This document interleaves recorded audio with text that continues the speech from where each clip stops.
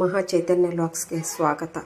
ಇಂದು ಆರೋಗ್ಯಕರವಾಗಿರುವ coconut milk ಸೋರೆಕಾಯಿಂದ ಪಲಾವ್ನ ಮಾಡ್ತಾಯಿದ್ದೀನಿ. ಪಲಾವ್ಗೆ ಬೇಕಾದ ಸಾಮಗ್ರಿಗಳು: ಒಂದು ಚಕ್ರಮಗ್ಗು, 3 ಮೆಣಸು, ಒಂಚೂರು ಚಕ್ಕೆ, 1 ಲವಂಗ, ಕೊತ್ತಂಬರಿ, ಪುದೀನ, ಮೆಂತ್ಯ ಸೊಪ್ಪು, ಟೊಮಾಟೊ, ಆನಿಯನ್ 1, ಸ್ವಲ್ಪ ತಕ್ಕ ಮಟ್ಟಿಗೆ ಹಸಿ ಶುಂಠಿ. ಇಲ್ಲಿಗೆ ಸ್ವಲ್ಪ ಶೇಂಗಾ ಎಣ್ಣೆ ಹುರ್ಕೊಳ್ಳೋಕ್ಕೆ. ಇದಕ್ಕೆ ಜಾಸ್ತಿ ಎಣ್ಣೆ ಬೇಕಾಗಿಲ್ಲ.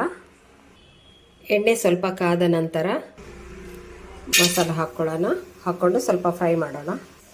ಅದಾದ ನಂತರ ಮೆಂತ್ಯ ಸೊಪ್ಪು, ಪುದೀನ, ಕೊತ್ತಂಬರಿ ಸ್ವಲ್ಪ ಒಗ್ಗರಣೆ ಹಾಕಬೇಕು. ಸ್ವಲ್ಪ ಹಸಿರು ಸ್ಮೆಲ್ ಹೋಗೋವರೆಗೂ ಇದನ್ನು ಒಂಚೂರು ಫ್ರೈ ಮಾಡ್ಕೊಳ್ಳೋಣ ಮಸಾಲಾಗೆ. ಹಾಗೆ ಒಂದು ದೊಡ್ಡದಾಗಿ ಆನಿಯನ್ ತೊಗೊಂಡಿದ್ದೀನಿ. ಗೋಲ್ಡನ್ ಬ್ರೌನ್ ಬರೋವರೆಗೂ ಇದನ್ನು ಸ್ವಲ್ಪ ಫ್ರೈ ಮಾಡ್ಕೋಬೇಕು. ಆನಂತರ ಟೊಮಾಟೊ 2 ಹಾಕ್ಕೊಂಡು ಇದನ್ನು ಸ್ವಲ್ಪ ಗೋಲ್ಡನ್ ಬ್ರೌನ್ ಬರೋವರೆಗೂ ಫ್ರೈ ಮಾಡ್ಕೋಬೇಕು. ಹುರ್ಕೊಂಡಿರೋ ಮಸಾಲ ಸ್ವಲ್ಪ ತಣ್ಣಗೆ ಮಾಡ್ಕೋಬೇಕು. ತಣ್ಣಗಾದ ನಂತರ ಸ್ವಲ್ಪ ಹಸಿ ಶುಂಠಿ, ಸ್ವಲ್ಪ ಪುದೀನ, ಸ್ವಲ್ಪ ಕೊತ್ತಂಬರಿ, ಹುರ್ಕೊಂಡಿರೋ ಮಿಶ್ರಣ ಸಹಿತ ಮಿಕ್ಸಿಗೆ ಹಾಕ್ಕೊಂಡು ಗ್ರೈಂಡ್ ಮಾಡ್ಕೋಬೇಕು. ಹಾಗೂ ಸ್ವಲ್ಪ ಉಪ್ಪು, ನಾವು ಬಳಸೋದು ಪಿಂಕ್ ಸಾಲ್ಟು. ನೀವು ಯಾವ ಸಾಲ್ಟ್ ಬಳಸ್ತೀರೋ ನೋಡಿಕೊಂಡು ಅಳತೆ ಮಾಡಿಕೊಂಡು ಅದಕ್ಕೆ ಎಷ್ಟು ಬೇಕೋ ಅಷ್ಟು ಸಾಲ್ಟ್ ಹಾಕೋಬೇಕು. ಎಣ್ಣೆನ ಹಾಕ್ಕೊಳ್ತಾ ಇದ್ದೀವಿ ಪಲಾವ್ ಮಾಡೋಕ್ಕೆ. ಇದಕ್ಕೆ ಜಾಸ್ತಿ ಎಣ್ಣೆ ಬೇಕಾಗಲ್ಲ, ಯಾಕಂದರೆ ಮೊಸರು ಮತ್ತು ಕೊಕೊನಟ್ ಮಿಲ್ಕ್ ಹಾಕೋದ್ರಿಂದ ಆಯಿಲ್ ಕಡಿಮೆ ಹಾಕಬೇಕು. ಪಲಾವ್ ಒಗ್ಗರಣೆಗೆ ಬೇಕಾದ ಇಂಗ್ರೀಡಿಯೆಂಟ್ಸು: ಚಕ್ರಮಗ್ಗು, ಚಕ್ಕೆ, ಲವಂಗ, 1 ದೊಡ್ಡದಾದ ಏಲಕ್ಕಿ, ಪುದೀನ, ಕೊತ್ತಂಬರಿ, ಮೆಂತ್ಯ ಸೊಪ್ಪು, 2 ಟೊಮಾಟೊ, 2 ಆನಿಯನ್. ಇಷ್ಟು ಸಾಮಗ್ರಿಗಳು ಒಗ್ಗರಣೆಗೆ ಬೇಕು.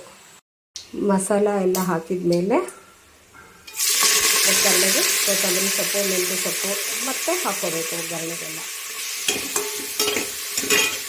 ಸ್ವಲ್ಪ ಕೆಂಪಗಾದ ನಂತರ ಆನಿಯನ್ ಹಾಕ್ಕೋಬೇಕು. ಈ ಗ್ಲಾಸಿಂದ 2 ಅಕ್ಕಿ ತೊಗೊಂಡಿದ್ದೀನಿ. ಅದಕ್ಕೆ 4 ನೀರು ಬೇಕು. ನೀರಿನ ಬದಲಾಗಿ ನಾನೇನು ಉಪಯೋಗಿಸ್ತಾ ಇದ್ದೀನಿ ಅಂದರೆ ಜ್ಯೂಸು, ಮೊಸರು, ನೀರು, ಕೊಕೊನಟ್ ಮಿಲ್ಕ್ ಎಲ್ಲ ಸೇರಿ 4 ಗ್ಲಾಸ್ ಆಗಬೇಕು ಇರುತ್ತೆ.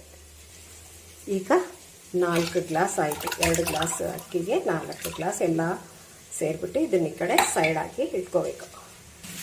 ಒಗ್ಗರಣೆ ಫ್ರೈ ಆಗಿದೆ. ಲಾಸ್ಟ್ಗೆ ಟೊಮಾಟೊ ಹಾಕಬೇಕು.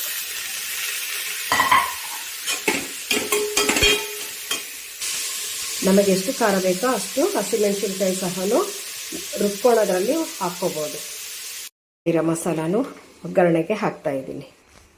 ಸ್ವಲ್ಪ ಮಸಾಲ ಚೆನ್ನಾಗಿ ಇದರಲ್ಲಿ ಫ್ರೈ ಮಾಡ್ಕೋಬೇಕು. ಮಸಾಲ ಫ್ರೈ ಆಗಿದೆ. ಇದಕ್ಕೆ ನಾವು ಬೆರೆಸ್ಕೊಂಡು ಇಟ್ಕೊಂಡಿರೋ ಕೊಕೊನಟ್ ಮಿಲ್ಕ್, ಸೋರೆಕಾಯಿ ಜ್ಯೂಸು, ನೀರು ಸಹಿತ ಹಾಕ್ಬಿಡ್ಬೇಕು.